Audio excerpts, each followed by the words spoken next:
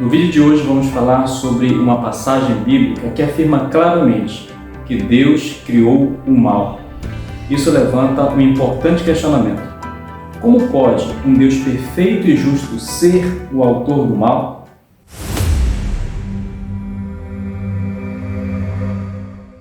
Olá, me chamo Paulo Roberto e este é o canal Interpretando as Escrituras.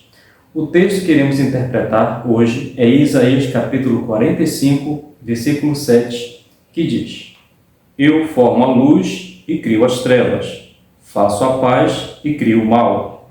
Eu, o Senhor, faço todas estas coisas. Isaías 45, versículo 7. Por incrível que pareça, esse texto bíblico tem sido interpretado por muitos teólogos cristãos e mesmo rabinos judeus que dizem que Deus de fato criou o mal moral. Há aqueles que dizem que Deus projetou Lúcifer a ser Satanás, que isso já foi decretado por Deus desde o início. E existem essas formas estranhas de interpretar e entender passagens da Bíblia como esta. Mas para entender o real significado desta passagem, vamos começar analisando algumas palavras que aparecem nessa passagem, principais palavras, que são luz e trevas, paz e mal. Luz e trevas formam um paralelo contrastante.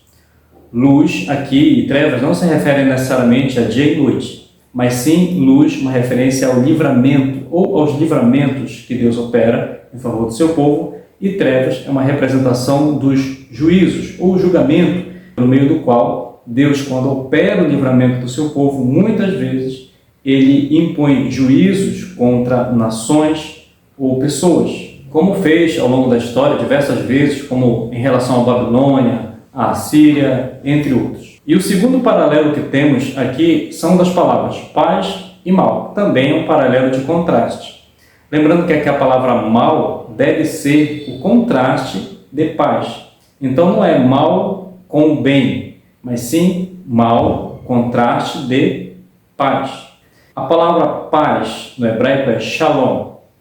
Então essa palavra mal que vem em seguida tem que ser o contraste de paz. No caso no hebraico, a palavra mal aqui traduzida por mal é ra. E ra tem vários significados. Inclusive em algumas bíblias, essa palavra é traduzida de diferentes maneiras. Por exemplo, em Jeremias 26:3, na Nova Versão Internacional, a palavra ra é traduzida por desgraça. Já em 2 Samuel 15:14, na Nova Versão Internacional também, a palavra ra, que aparece no texto, é traduzida por ruína. Em Gênesis 6:5, na Almeida Revista Atualizada, a palavra ra é traduzida por maldade. E o nosso texto principal, que é Isaías 45:7, na Nova Versão King James, a palavra ra foi traduzida por calamidade. E essa mesma passagem, Isaías 45:7, na Nova Versão Internacional, a palavra ra foi traduzida por desgraça. Dessa forma, a palavra mal que aparece nessa passagem e de acordo com o contexto, se refere a calamidades exteriores, isto é, julgamento divino. Deus jamais poderia criar o pecado sem com isso comprometer o seu caráter, que é justo e santo.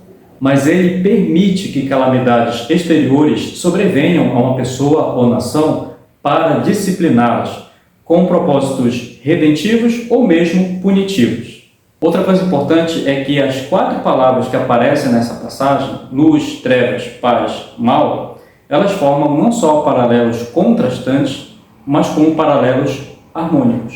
Por exemplo, há um paralelo contrastante entre as palavras luz e trevas, e entre as palavras paz e mal, mas há também um paralelo harmônico entre as palavras luz e paz e entre as palavras trevas e mal. Assim, de acordo com o gráfico que você está vendo, existem paralelos na horizontal e também na vertical entre essas 4 palavras. Agora, embora a palavra ra possa significar desgraça, ruína, calamidade, e aí nesse texto está traduzida por mal, alguém pode pensar, mas de qualquer forma é Deus quem cria o mal, é Deus quem cria a desgraça ou a ruína. E a Bíblia não fala que ele permite, fala que ele cria essas coisas. Ele é o criador dessas coisas.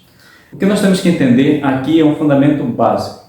Aqui existe uma expressão idiomática característica da mentalidade semítica, onde atribui-se comumente a Deus a ativa autoria de coisas. Em outras palavras, os profetas bíblicos muitas vezes retratam a Deus como causando as calamidades que ele apenas permitia que ocorressem. Dessa forma fica muito fácil entender o texto de Isaías, e quando diz que Deus cria o mal, na verdade ele permite que calamidades atinjam mesmo o seu próprio povo, a fim de repreendê-los, despertá-los e restaurá-los quando outros métodos se tornam ineficazes. E tudo isso porque Deus é soberano e, portanto, pode atuar dessa forma, permitindo com que calamidades atinjam pessoas ou nações, como eu disse anteriormente, com propósitos redentivos ou mesmo punitivos.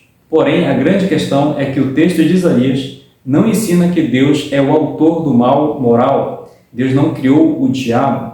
Ele criou um anjo perfeito que, por livre escolha, decidiu ser o adversário de Deus e introduzir o pecado no universo. Mas Deus não criou o mal nesse sentido. Mas Deus não criou Satanás, ou não decretou que Satanás deveria existir. Na verdade, nesse sentido, não. Deus não é o autor do mal. Mas no sentido de que ele é soberano e que permite com que calamidades aconteçam e atinjam mesmo o seu próprio povo, isso faz parte da sua soberania, dos seus desígnios, de seu propósito de julgamento, com fins redentivos ou punitivos.